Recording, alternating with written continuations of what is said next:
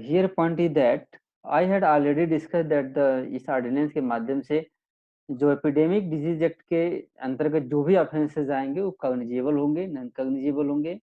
आपको कंपनसेशन भी देना पड़ेगा। मीनिंग के अंतर्गत वाइडर मीनिंग है, harassment, mental harassment, physical harassment, damage to property cover करता है। और स्पीडी ट्रायल के रिगार्डिंग दो व्यवस्था की गई है, speedy and effective. Speedy and effective, speedy क्या है कि विद इन 30 डेज के भीतर आपको स्पीडी मैनर में इन्वेस्टिगेशन करना है। और इफेक्टिव क्या है इसमें, इफेक्टिव इफेक्टिव को पॉइंट पर क्या कहना चाहूंगा, इफेक्टिव को पॉइंट पर ये कहूंगा कि बाय इंस्पेक्टर द्वारा होना चाहिए, इंस्पेक्टर द्वारा इसका इन्वेस्टिगेशन होना चाहिए। तो ये चीजें आपकी निकल करके आ गई कि speedy and by inspector. Trial court का क्या है कि ट्रायल कोर्ट कितने टाइम तक चलेगा, तो आप देख रहे हैं कि इस तरह के मामले में स्पीडी ट्रायल का भी ध्यान रखा गया है और कहा गया है कि 1 साल के भीतर आपको कंप्लीट करना है, जब तक कि कोर्ट का खुद ही डायरेक्शन ना आ जाए या कोर्ट खुद ही टाइमिंग ना बढ़ा दे घटा दे। तो इस तरह का मैक्सिमम 1 ईयर का टाइम रखकर चला जा रहा है। तो इस तरह से 5 पॉइंट क्लियर हो गए। Cognizable non bailable offence, compensation, meaning of violence, investigation within 30 days by inspector and trial within 1 year. अब हम आएंगे कि इसमें फाइन का जो बने वो किया गया, व्यवस्था किया गया, क्योंकि पहली बार इंट्रोड्यूस किया गया था ये। तो कह रहा है कि अगर कोई कमीशन है, इस तरह का जो वायलेंस अगर आप कंस्टिट्यूट करते हैं या अबेट करते हैं, तो उस तरह के मामले में क्या होगा। तो उस तरह के मामले में यहाँ बताया जा रहा है कि 3 साल का, 3 महीने से लेकर के 5 साल तक का पनिशमेंट हो सकती है। कितने तक का, 3 से 5 तक का हो सकता है। और एंड लिखा हुआ, एंड मतलब और आपको कंपनसेशन के लिए भी कंपेल किया जा सकता है। और कंपनसेशन की मात्रा 50,000 से लेकर के 2 लाख हो सकती है। तो 3 महीने से लेकर के 5 साल और 50,000 से लेकर के 2 लाख तक का। ये जब सिंपल कमीशन आप अवेटमेंट या सिंपल ऑफेंस करते हैं तब। लेकिन अगर इसी दौरान किसी को ग्रीवियस हर्ट कर देते हैं, किसी डॉक्टर को मारते हैं, उसका दांत टूट जाता है या डिसफिगर कर देते हैं, तो वो आ जाएगा सेकेंड कैटेगरी में। जब सेकेंड कैटेगरी में आएगा, यहाँ पे सीधा सीधा लिखा हुआ कि ये ग्रीवस हर्ट का मैटर अगर है तब क्या होगा। कह रहा है कि अगर ग्रीवस हर्ट का मैटर है तो उस मामले में इसमें अब सजा भी बढ़ गई है। तो आप देख रहे थे पहले 3 महीना था और 5 साल था, लेकिन अब क्या किया गया है, 6 मंथ कर दिया गया है एंड 7 ईयर्स कर दिया गया है। 6 मंथ एंड 7 ईयर्स। तो ग्रीवस हर्ट के मामले में 6 to 7 ईयर्स, मतलब मिनिमम 6 मंथ और मैक्सिमम 7 ईयर्स। तो आप लोग न्यूज पर पढ़े होंगे कि अब डॉक्टर के साथ मारपीट करने पर मैक्सिमम 7 साल की सजा हो सकती है। और फाइन भी यहाँ बढ़ा दिया गया। फाइन आपको पहले 1 लाख से 2 लाख, 1,50,000 से 2 लाख था। अब यहाँ पर आप देख रहे हैं कि 1 लाख से लेकर के 5 लाख तक फाइन भी देना पड़ेगा आपको। और फाइन और कंपनसेशन अलग है। फाइन तो देंगे ही देंगे, इन एडिशन टू ये जो सजा है और फाइन है उसके साथ साथ आपको कंपनसेशन देना पड़ेगा। कंपनसेशन कितना देंगे, ट्वाइस देंगे। अगर किसी डॉक्टर का क्लिनिक तोड़ दिए हैं, अगर उसका जो भी, मान लीजिए कि उसका मार्केट वैल्यू क्लिनिक का 10 लाख है, तो उसका डबल देना पड़ेगा। 10 लाख का मतलब 20 लाख, उसका कंपनसेशन 20 लाख देंगे आप। तो आप देख रहे हैं कि गवर्नमेंट ने कितना अच्छा कानून लाया है। साथ साथ में आपको इम्प्रिजनमेंट भी है, आपको फाइन भी है और यहाँ कंपनसेशन भी है। देखो फाइन और कंपनसेशन में अंतर ये होता है कि फाइन जो होता है आपको गवर्नमेंट के एक्सचेकर में चला जाता है। फाइन आपका राइट नहीं है, आप उसको क्लेम नहीं करेंगे। फाइन गवर्नमेंट का पार्ट हो जाता है, इम्प्रिजनमेंट का पार्ट होता है, पनिशमेंट का पार्ट होता है और सेक्शन 53 होता है। लेकिन कंपनसेशन जो होता है हमेशा पार्टी को मिलता है। अगर कंपनसेशन मान लीजिए कि 20 लाख मिला तो कंपनसेशन मेरा हो गया। अगर फाइन 10 लाख इम्पोज हुई तो गवर्नमेंट एक्सचेकर में चली जाएगी। तो यहाँ पे 3 बात को ध्यान में रखा गया है। यहाँ पे ध्यान में रखा गया इम्प्रिजनमेंट भी है, फाइन भी है और कंपनसेशन भी है। अब इस तरह के बाद हम इस अमेंडमेंट के देख लिए। अब आईपीसी में हम आते हैं।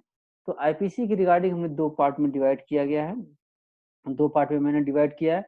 पहला पार्ट तो वे ऑफेंसेस जहां पर कॉग्निजेंस लेने के लिए किसी कंप्लेंट की जरूरत नहीं है। जैसे मैं कई बार कह चुका हूँ, कॉग्निजेंस लेने की आपको जरूरत नहीं है। वे मामले जैसे मान लीजिए कि 172 से लेकर के 188 तक के मैटर है, उसमें कॉग्निजेंस लेने की जरूरत नहीं है। देखिए ये चैप्टर तो डील करता है 189 तक का है, 172 से लेकर 189 तक। लेकिन 195 में जब जाएँगे सीआरपीसी की तो वो 188 तक ही कवर कर रहा है। जो लास्ट सेक्शन है 189 उसमें रिटन कंप्लेंट की ज़रूरत नहीं है, उसमें पब्लिक सर्वेंट के साथ आप मारपीट करते हैं तो वहाँ पे वो ऐसे ही कॉग्निजेंस ले लेगा कोर्ट। तो इस तरह के ऑफेंसेस हो गए जो कि मतलब कि ट्रायल तब तक स्टार्ट नहीं हुआ, कॉग्निजेंस तब तक नहीं लिया जाएगा, जब तक कि उस अथॉरिटी ने खुद ही कंप्लेंट ना किया हो। दूसरा पार्ट है कि जो इसके अंतर्गत देखिए 172 से लेकर 174, 188 ये जो मेन सेक्शन है उसको मैं डील किया हूँ। फिर जो है cognizance without complaint, cognizance without complaint इस कैटेगरी में आप ऑफेंसेस देख रहे हैं तो मैंने आपको जो लिखा हूँ कि जो नोमिंगली जो जानबूझ करके आप देख रहे हैं यहाँ पे नोमिंगली और नेग्लिजेंटली स्प्रेडिंग कम्युनिकेबल डिजीज, क्या कर रहे हैं आप? Communicable disease. अब देखिए ये कोरोना क्या है? कोरोना एक कम्युनिकेबल डिजीज है and non compliance of quarantine rule. अब आप देख रहे हैं कि क्वारंटाइन रूल को सबको डायरेक्शन दिया जाता है या क्वारंटाइन होम से आप भाग जाते हैं, तो उस तरह के जो मैटर हैं उसमें जो कि सेक्शन 269 271 डील करता है, उसमें किसी कंप्लेंट की जरूरत नहीं है, वहां पे कोर्ट कॉग्निजेंस ले लेगा। इस तरह से हमने देखा कि 2 तरह की कैटेगरी है। पहला है कि जहाँ पे विदाउट कंप्लेंट आप नहीं ले सकते हैं और दूसरा पार्ट है कि जहाँ की कम कम विदाउट कंप्लेंट आप ले सकते हैं। अब इसमें सेक्शन है, मेन सेक्शन में डिस्कस कर दिया हूँ। जैसे 172 कहता है कि avoiding to avoid service of someone other proceeding, इसको पढ़ लेना। सबसे ज़्यादा इसमें यूज़ हो रहा है तो 188 यूज़ हो रहा है कि disobedience to order duly promulgated by public servant, ये सबसे ज़्यादा यूज़ हो रहा है। टाइम का भी शॉर्टेज है। सीआरपीसी में अगर आप जाओगे तो सीआरपीसी का देख रहे हो कि 195 प्लस 1 ए सीधा-सीधा कहता है कि court can not take cognizance, क्या करेगा? कोर्ट कॉग्निजेंस नहीं लेगा। किस मामले में कॉग्निजेंस नहीं लेगा? देखो नो कोर्ट कॉग्निजेंस नहीं लेगा। किस मामले में? अगर ऑफेंस 177 से लेकर 172 से 188 तक रिलेटेड है या उसका अबेटमेंट है या उसका अटेम्प्ट है या उसका क्रिमिनल कॉन्स्पिरेसी है। मतलब मेन ऑफेंस के साथ-साथ इनक्वेट ऑफेंस जितने भी हैं उनको भी कवर करता है। अबेटमेंट, अटेम्प्ट, क्रिमिनल कॉन्स्पिरेसी ये सब इनक्वेट ऑफेंस के एक वो है एग्जांपल हैं। इनको भी ये कवर कर रहा है और एक तभी कंप्लेन ले सकते हैं आप, तभी कवरेज लेंगे आप जबकि except on the complaint in writing by the public servant के राइटिंग पर ही आप कंप्लेंट लेंगे। तो यहाँ पे जैसे ये एग्जांपल था मैंने, अब हम आते हैं कि कुछ जहाँ पर कि विदाउट कंप्लेंट आप कॉग्निजेंस ले सकते हैं, यहाँ पे एफआईआर लॉन्च होती है और इसमें सबसे इम्पोर्टेंट देख रहे हैं कि 268 पब्लिक न्यूसेंस है। जानबूझ कर के जानते हो कि मैं बीमारी फैली हुई है, जैसे मैं दूध लेने जाता हूँ, देखता हूँ कि वो या दूध लेने जाता हूँ, सफल पे सब्जी लेने जाता हूँ, जानता हूँ वो सब जानते हैं कि नहीं हमें मास्क लगाना है, सब कुछ जानते हैं। लेकिन तुरंत कह रहे यार हम हमें अच्छा नहीं लगता, मतलब तुम्हें अच्छा नहीं लगता तो क्या मतलब कि तुम सबको डिजीज़ फैलाओगे? तो पब्लिक न्यूसेंस जो है इस तरह के मैटर में पब्लिक न्यूसेंस क्रिएट होता है या नेग्लिजेंट।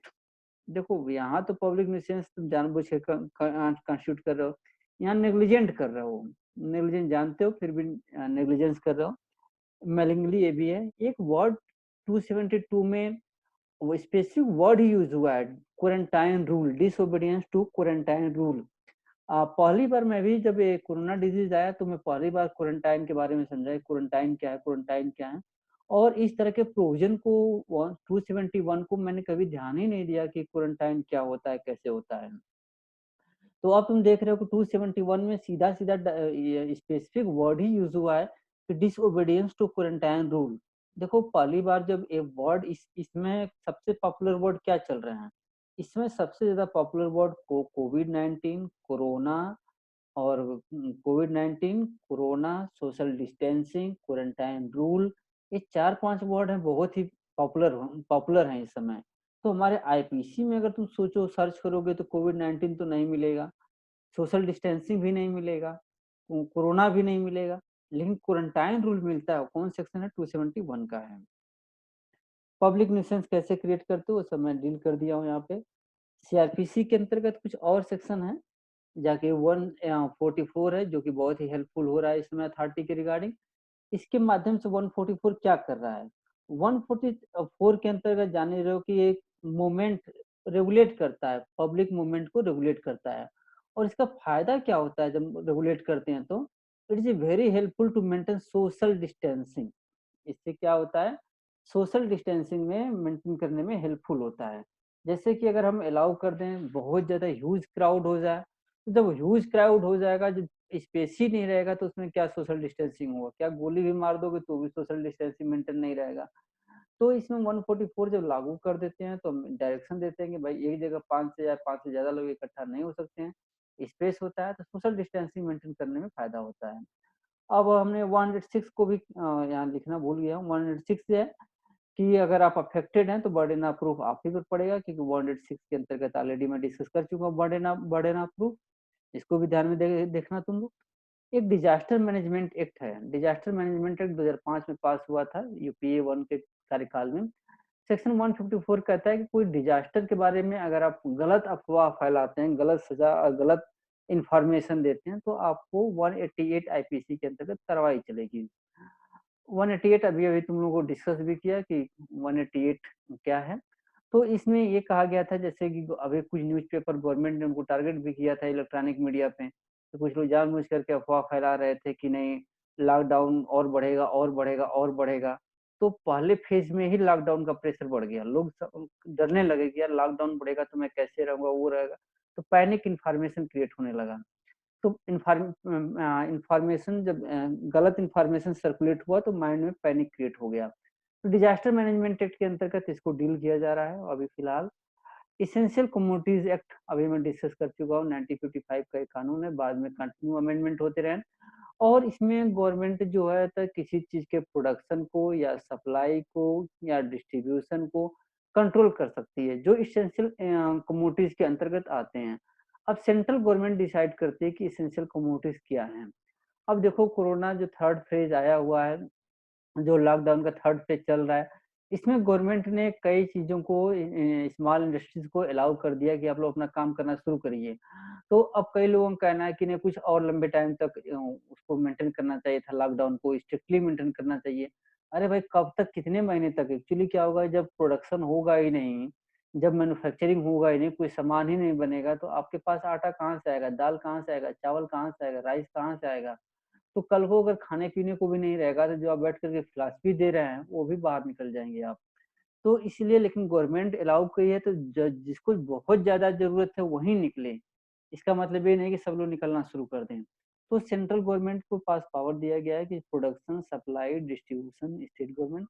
हाँ, एक बात और है कि जहाँ तक वाइन बेचने की बात है, शराब बेचने की बात है, तो शराब बेचना अगर गलत है कि सही है तो अलग बात है, लेकिन पूरी तरह से इकोनॉमिक ढह चुकी है और गवर्नमेंट के पास इंस्टेंट सोर्स ऑफ इनकम कुछ बचा ही नहीं। तो गवर्नमेंट ने शराब बेचना शुरू किया था। अब कितना सही है, गलत है, वो अलग चीज़ है। इंस्टेंट सोर्स ऑफ इनकम वही है। एसेंशियल सर्विसेज मेंटेनेंस एक्ट के अंतर्गत भी आप किसी भी एसेंशियल सर्विस को कंटिन्यू रख सकते हैं आप। उत्तर प्रदेश में आते हैं तो उत्तर प्रदेश ने भी कुछ अपने ऑर्डिनेंस प्रोमulgate करने की चर्चा कर रहा है, जिसमें कि उत्तर प्रदेश पब्लिक हेल्थ डॉक्टरों को सपोर्ट करने के लिए एपिडेमिक डिजीज कंट्रोल एक्ट, उन जो इस तरह के एपिडेमिक फैला रहे हैं उनको सजा देने के लिए, जैसे कि अभी-अभी ऑर्डिनेंस सेंट्रल गवर्नमेंट का पढ़ा ही हमने। तो ये तो ठीक था, लेकिन जब हम आते हैं सेकंड फेज़ पर आते हैं तो बहुत ही डरावना आता है। सेकंड प्रोमलगेशन जो आता है, Uttar Pradesh temporary exemption from central certain labour laws ordinance 2020। इस पर आप जाएँगे तो पेज नंबर 11-12 पर इस बात को डिस्कस किया गया है। जो ऑर्डिनेंस का ये गवर्नमेंट का है ना, यहाँ पे उत्तर प्रदेश कैबिनेट ने डिसीजन लिया है, कब लिया है? 6 मई को लिया है। अब इस डिसीजन से क्या हो रहा है, क्या इफ़ेक्ट होगा? सबसे पहली बात तो इसके ब्रीफ में बता दूँ। इस एक्ट के बारे में बताना चाहूँगा। इसमें हो क्या रहा है कि उत्तर प्रदेश में टोटल 88 लॉज़ प्रिवेल कर रहे हैं। ओह! यहाँ गलत लिखा गया है। पार्थ इसको नोट डाउन कर लेना, मुझे लिख कर के व्हाट्सएप कर देना कि हाँ, मुझे करेक्शन करना होगा। नहीं, नहीं सही है, 38 तो जी लिखा हूँ सर। यहाँ पे। 38 लिखा हूँ, सॉरी सॉरी, ये था 38 लॉ प्रिवेल कर रहे थे। तो यहाँ पर है उत्तर प्रदेश में टोटल 38 कानून लेबर लॉ को प्रिवेल करते हैं। लेकिन अब इस ऑर्डिनेंस को प्रोपोज़्ड होने से क्या हुआ कि ऑल लेबर लॉ सस्पेंड हो जाएँगे, सिवाय कुछ स्मॉल जो है एक्सेप्ट इन ये जो लॉ हैं, उनको छोड़ कर के सारे लॉ सस्पेंड हो जाएँगे। अब इसका इफ़ेक्ट क्या होगा, मैं थोड़ा-सा पूरा बता देता हूँ कि किसको-किसको इफ़ेक्ट नहीं कर रहा है। पहली बात की एक बात और है कि लेबर और इंडस्ट्रियलिस्ट में हमेशा लिबरल एक पुअर कैटेगरी में होता है। जब लोग तुम पढ़ोगे हेनरी बेन का एक स्टेटमेंट है, थ्योरी है, status to contract, contract to status. तो मॉडर्न सोसाइटी में हम इस फेज पर आ गए हैं कि हम लिबरल जो है बार्गेनिंग पावर में है ही नहीं। अब कंपनियां इतनी पावरफुल हो गई हैं, ट्रेड यूनियन इतने कमजोर हो गए हैं, क्योंकि ट्रेड यूनियन कहीं न कहीं अगर गवर्नमेंट के सपोर्ट के है तो कुछ भी हो जाए, गवर्नमेंट के खिलाफ जाते ही नहीं है ट्रेड यूनियन। तो इस तरह को लेकर के ट्रेड यूनियन की कंडीशन बहुत ही खराब हो गई है।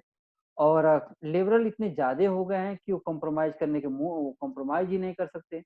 फायर एंड फॉरगेट वाली बात है कि आपको तुरंत वो फायर नि बाहर निकाल देगा।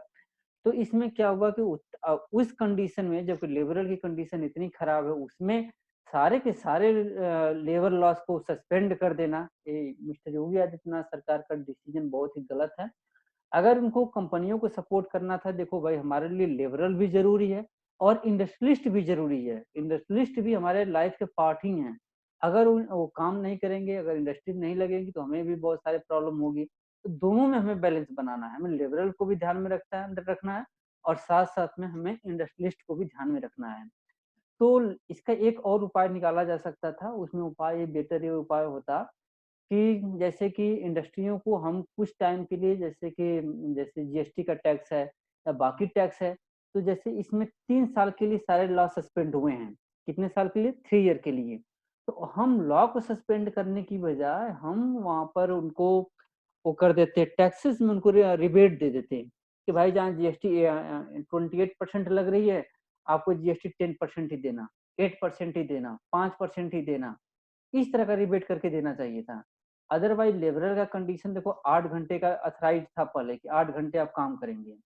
तो आप किसी से भी जाकर के पूछ लो, 8 घंटे के नाम पर वो करते थे या 10 घंटे काम करा लेते थे। अब जब उनको 12 घंटा ऑथराइज़ कराओगे, मतलब सुबह 9 बजे से लेकर के रात 9 बजे तक, मतलब सुबह 9 से लेकर के रात 9 बजे तक लेबरर अगर काम करेगा तो उसके हेल्थ पर क्या प्रभाव पड़ेगा? तो ये सब चीज़ें ध्यान में रखने की ज़रूरत थी, लेकिन चलो गवर्नमेंट ने जो किया। सर हाँ। सर अभी तो कोई लिमिट ही नहीं ना, मतलब वो तो 24 घंटे भी काम करा सकते हैं ना। नहीं, नहीं, लिमिट थी ना, 8 घंटे का लिमिट था। नहीं पहले नहीं सर, पहले 8 घंटे का था, पर अभी तो कुछ भी लिमिट नहीं है ना, मतलब अब नहीं, तो नहीं, 24 घंटे भी काम करा सकते हैं। लिमिट रखा गया है।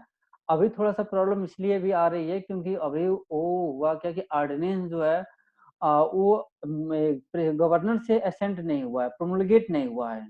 तो अभी क्या है कि जो मिनिस्ट्री ने जो कैबिनेट ने अपना मीटिंग में इसको अप्रूव किया है, उसी बेसिस पर हम लेकर के आगे बढ़ रहे हैं। तो जब चीज़ें वहाँ पे जब ऑर्डिनेंस प्रोमulgेट होगी, पूरी तरह से वो सब कुछ आएगा तो वहाँ और चीज़ें क्लैरिफ़ाई हो जाएँगी। फिलहाल अभी अगर उसको आप पढ़ोगे तो वहाँ पे यही लिखा रहेगा कि जितने लॉज हैं सबको सस्पेंड कर दिया गया है। उसमें से कुछ को छोड़ दिया गया है। कौन-कौन को छोड़ा गया है इसमें हम डिस्कस कर लेते हैं। तो अभी चीज़ें आनी बाकी हैं और जैसे कि एम्प्लॉयी कम्प अब गवर्नमेंट का कहना है कि आप 12 घंटे तो काम करा सकते हैं। लेकिन उसमें गवर्नमेंट का कहना है कि देखिए भाई, आप उसी लेबरर से 12 घंटा काम कराएँगे जो वॉलंटरली तैयार होगा। अब होता है कि जब भूखा मरता क्या ना करता, लेबरर तो लेबरर होता है, उसका इतना तो कंडीशन है नहीं कि जाकर मालिक से कह दे कि नहीं हम इतना नहीं इतना घंटा करेंगे। वो तुरंत कहेगा कि चलो यार बाहर लाइन लगी हुई है, तुम जाओ अगर 8 घंटा काम करोगे तो सामने वाला 15 घंटा काम करने के कंडीशन में है तो करेगा। अब हमारे गाँव से ही मैं हमारे गाँव से 90% लोग लेबरर का ही काम करते हैं, यूपी, बिहार, दिल्ली ये सब जा कर के। कंडीशन ये है कि समझ लो कि वो घर से बाहर गए हुए हैं। अब वो घर पे बाहर तो बैठ नहीं सकते। अब चाहे 4-5 हज़ार मिले, चाहे 10,000 मिले, चाहे 15,000 मिले, अब वो काम करेंगे ही करेंगे। अब चाहे उनसे तुम 8 घंटा करा लो, चाहे 10 घंटा करा लो, चाहे 15 घंटा काम करा लो। ठीक है, चलो मजबूरी है, आपका 12 घंटा, 15 घंटा काम करता है। लेकिन कंडीशन ये होती है कि जब लेबरर 10 साल बाद जब पूरी तरह से काम कर लेता है मुंबई, दिल्ली, गुड़गाँव जैसे शहरों में, तो 10 साल बाद कंडीशन उसकी ये होती है कि बहुत सारी बीमारियाँ हो जाती हैं। वो मतलब वही कहानी हो जाती है कि 5 का हूँ, 75 का दिखता हूँ, कहते हो कि भारत की तकदीर लिखता हूँ। पूरी तरह से जर्जर हो जाता है शरीर का, 50 टी बीमारी हो जाती है। इसी तरह से देखते हो कि रिच आदमी जो होता है, इस पॉलिटिशियन जो होते हैं, वो 90 साल, 95 साल जीते हैं, लेकिन जो पुअर आदमी होता है उसका लाइफ एक्सपेक्टेंसी देखो और रिच आदमी का लाइफ एक्सपेक्टेंसी देखो। तो बहुत ज़्यादा अंतर आ जाता है। तो लिबरल जो है मजबूरी में काम करता है, तो बहुत सारी बीमारियाँ हो जाती हैं, रहने-खाने का बहुत चीज़ें सुविधाएँ नहीं होती हैं, तो बहुत ज़्यादा इफ़ेक्ट पड़ता है उसपे। तो यहाँ पर हम गवर्नमेंट ने किसको-किसको इसमें कवर नहीं किया है। एम्प्लॉयी कंपनसेशन एक्ट को कवर नहीं किया है। कहा कि एम्प्लॉयी कंपनसेशन एक्ट को एग्ज़ेम्प्ट करने का फ़ायदा ये होगा कि बाय चांस कंपनसेशन अगर किसी एम्प्लॉयी का डेथ हो जाए, कुछ हो जाए, तो उसको कंपनसेशन देने के लिए कंपनी बाध्य होंगी। और बॉन्डेड लिबरल एक्ट एक नया एक कानून है, जिससे कि बंधुआ मज़दूर कहते हैं। तो बंधुआ मज़दूर को आप अलाउ नहीं किया गया है। बंधुआ मज़दूर सीधे से एग्ज़ेम्प्टेड कैटेगरी में है। और नेक्स्ट पॉइंट है कि building and other construction worker को रेगुलेट करने के लिए भी छोड़ रखा गया है। पेमेंट ऑफ वेजेस एक्ट ये सबसे बड़ा ड्रास्टिक चेंज था इसमें। इसमें सिर्फ सेक्शन 5 को ही इम्प्लीमेंट किया गया है, बाकी को सस्पेंड कर दिया गया है। बाकी को 5 का क्या मतलब है? 5 कहता है कि जो वेजेस हैं आपको टाइमली देने पड़ेंगे। लेकिन कितना देना पड़ेगा, क्या देना पड़ेगा, कैसे देना पड़ेगा, सब कुछ कंपनी के हाथ में चला गया। और इसमें एक बात और कहा गया है कि जो लॉ है लेबर लॉ, वो वुमेन को अफ़ेक्ट नहीं करेंगे। जो एग्ज़म्पशन हम दे रहे हैं वुमेन को और चिल्ड्रन को अफ़ेक्ट नहीं करेंगे। जैसे मेरी वाइफ़ ही का भी कुछ कल ही कह रही थी, इसको पढ़ने के बाद कह रही थी, यार मैं तो पहले ही सोच रही थी कि चलो मैं प्राइवेट कंपनी में भी जाकर काम कर लूँगी। लेकिन जब गवर्नमेंट 12 घंटा अलाउ करेगी तो प्राइवेट कंपनी वाला तो उसको कैसे काम होगा? सुबह 9 बजे से जाएँगे, रात को 12 बजे 9 बजे आएँगे। तो अभी फिलहाल टाइम तो आपको दिख रहा है कि वुमेन एंड चिल्ड्रन पे मामले में अप्लाई नहीं होगा। लेकिन वो क्या होता है कि जब ग्राउंड रियलिटी पे जाते-जाते वो बहुत सारी चीज़ें चेंज हो जाती हैं। तो कई लोगों का कहना है कि हम चाइनीज़ कंपनियों को अट्रैक्ट कर रहे हैं, ये कर रहे हैं, वो कर रहे हैं। अरे भाई चाइनीज़ रहे चाहे इंडियन रहे, एक इंडस्ट्रियलिस्ट होता है और एक लिबरल होता है। तो मैं लिबरल लॉज़ के रिगार्डिंग बहुत सारे अभी यहाँ ट्रेड यूनियन ये सब का सब काम खत्म है, कोई कॉम्प्रोमाइज़ कुछ नहीं। ये इसमें थोड़ा-सा ध्यान रखने की ज़रूरत थी। अब हम आते हैं 2 केसेज़ डिस्कस कर देते हैं, बहुत ब्रीफ में डिस्कस करेंगे। एक केस का है Shashank Dev Suri versus union of India, जिसको कि ऑनरेबल डिवीज़न बेंच ने डिसाइड किया था। अशोक भूषण और ऑनरेबल जस्टिस रविंद्र भट्ट जी थे। तो दोनों ने कब डिसाइड किया तो 8 अप्रैल का एक डिसीजन आया हुआ है। डिसीजन का मतलब ये ऑर्डर पास हुआ है।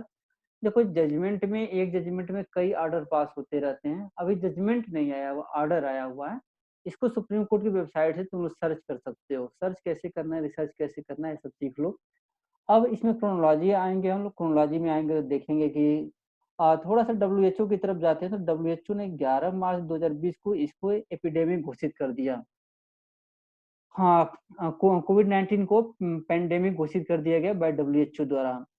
क्योंकि डब्ल्यूएचओ द्वारा घोषित होने से ये थोड़ा-सा इस पर बहुत सारी चीज़ चेंज हो गई और मेडिकल काउंसिल इंडिया की Indian council of medical research, department of health research ने क्या किया कि 17 मार्च को अभी लॉकडाउन होने से पहले ही 17 मार्च को अपना एक एडवाइजरी इश्यू किया और कहा कि आप किसी से भी कोविड-19 का टेस्ट कराने के लिए ₹4500 तक आप ले सकते हैं। कितने रुपए तक ले सकते हैं आप? 4500 रुपीज़ आप ले सकते हैं।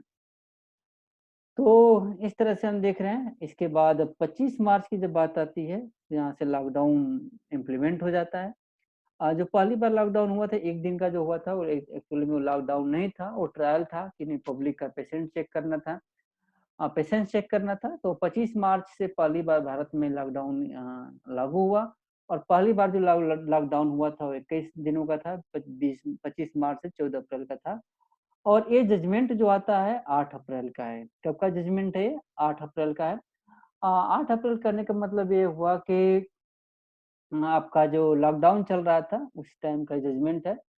इस जजमेंट में सुप्रीम कोर्ट का ने यही कहा कि free of cost in all lab, test सारे जगह कोई भी लैब वहाँ फ्री ऑफ कॉस्ट होंगे और सुप्रीम कोर्ट ने कहा इसको आर्टिकल 21 और आर्टिकल 14 के रिस्पेक्ट में डिस्कस किया था और यहाँ पे अलाउ कर दिया था। यहाँ पे ये जजमेंट है, पढ़ लेना। लास्ट था पॉइंट था एक Alakh Alok Srivastava versus union of India का जजमेंट है।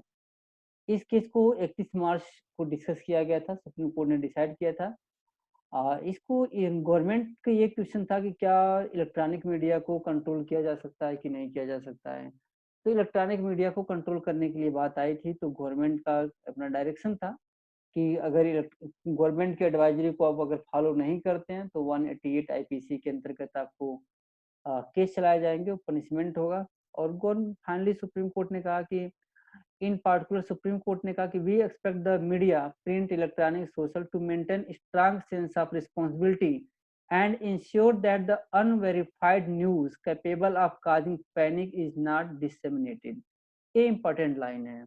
सुप्रीम कोर्ट ने कहा कि देखो भाई, मीडिया पे freedom of speech and expression भी है, हम अननेसेसरी कंट्रोल नहीं कर सकते जैसा कि आप सेंट्रल गवर्नमेंट आप डिमांड कर रहे हैं। लेकिन हाँ, ये मैं जरूर मीडिया से मैं रिक्वेस्ट करूंगा, चाहे वो प्रिंट मीडिया हो, चाहे सोशल मीडिया हो, चाहे इलेक्ट्रॉनिक मीडिया हो, कि आप एक रिस्पॉन्सिबिलिटी निभाइए, सेंस ऑफ रिस्पॉन्सिबिलिटी मेंटेन करिए और खुद ही उस न्यूज को तब तक डिसेमिनेट मत करिए, मतलब सर्कुलेट मत करिए, जब तक कि आप वेरीफाइड न कर लें कि वो ठीक है, वो पैनिक क्रिएट नहीं करेगा। इस तरह की चीजें हैं, सुप्रीम कोर्ट ने डिस्कस किया था इसमें, और इस तरह के पॉइंट को हमने फाइनली डिस्कस कर दिया था। तो इस तरह से ब्रीफ में हम लोगों ने डिस्कस किया कि सुप्रीम कोर्ट का कहना क्या है, और इसमें देखें अपने लॉ क्या है, ऑर्डिनेंस क्या है। फिर हमने देखा इम्पैक्ट पर ध्यान में देंगे, upper class, middle class, lower class, urban, rural, इस पर हमने ध्यान दिया। इसके बाद हमने आपको कुछ एपिडेमिक डिजीज एक्ट के बारे में डिस्कस किया। तो इस तरह से हम लोग का लगभग कंप्लीट हो गया है। बाकी चीजें चलती रहेंगी और नेक्स्ट क्लास से हम लोग सिलेबस के बारे में डिस्कस करेंगे। चलिए ठीक ना, रखें, good night. Good night sir.